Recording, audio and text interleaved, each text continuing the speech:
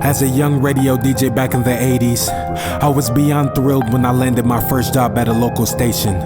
But my excitement quickly turned to dread when I was assigned to the night shift. It wasn't just the strange hours that unnerved me, it was the stories I heard from my coworkers. They spoke of a mysterious caller who had been plaguing the station for years. No one knew who the caller was or what they wanted, but their calls were always unsettling. The equipment in the studio would malfunction, and strange whispers could be heard in the background. Some people even claimed to have seen shadowy figures darting around the studio. At first, I dismissed these stories as nothing more than urban legends, but as I settled into my new routine, strange things began to happen. The equipment would malfunction at random intervals, and I could swear I heard whispering in the background of some of the calls I received. One night, as I was about to take a break, the phone rang. I answered it, expecting to hear a request for a song or a shout out. But as soon as I said my usual greeting, I heard a faint buzzing on the other end of the line. "My name is... I don't have a name," came the reply in a hushed tone. The caller's voice was distorted, almost like it wasn't human. I tried to keep the conversation going, but the caller seemed hesitant to speak. Every time I asked a question, there was a long pause before they responded. As the night wore on, the caller's voice became more and more distorted. It was like they were speaking in another language. The equipment in the studio continued to malfunction, making it difficult to focus on the conversation.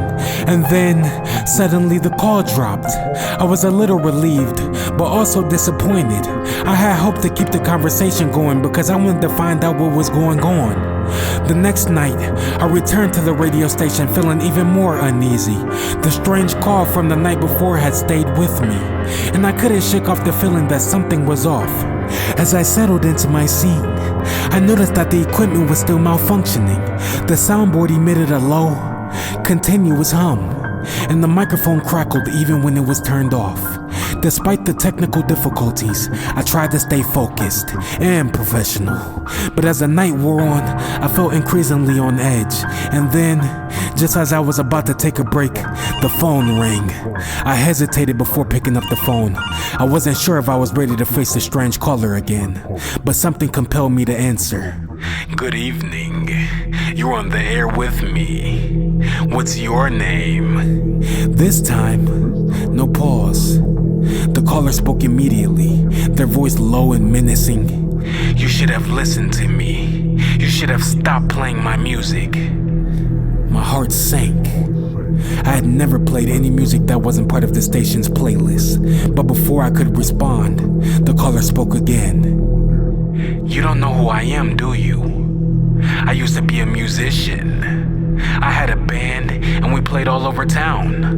But then something happened. I can't explain it, but everything changed. The music, it wasn't mine anymore. It was like something else was playing through me, and then people started getting hurt. I had to stop. I had to destroy all of our recordings, but one survived, one recording that I couldn't bring myself to destroy. And I heard it on your station. You played it, and now you have to pay." My blood ran cold as I listened to the caller's words. I could feel the weight of the words settling on me, like a thick fog that wouldn't lift. The caller's voice had an otherworldly quality to it, like it wasn't coming from a human at all. I couldn't shake the feeling that something was terribly wrong. I realized then that the caller was not just a voice on the other end of the line, but something much more sinister. A dark presence that had haunted the station for years, waiting for someone like me to play that one surviving recording. I just knew that I had to get out of there. But the door was stuck.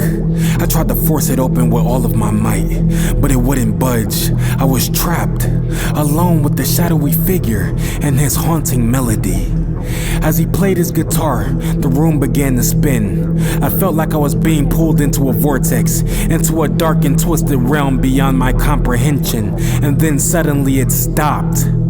The man disappeared, leaving me alone in the station once more. I was trembling, my mind racing with the knowledge that something evil had been unleashed that night. I managed to escape and never return to the station again. But the memories of that night continue to haunt me to this day. I know that the man with the guitar is still out there, waiting for someone to play his music and summon him once more. I warn you, so listen close. If you hear a strange recording on the radio, turn it off. Don't play it, don't listen to it, for if you do, you may unleash a darkness beyond your wildest nightmares, and it may be the last thing you ever do.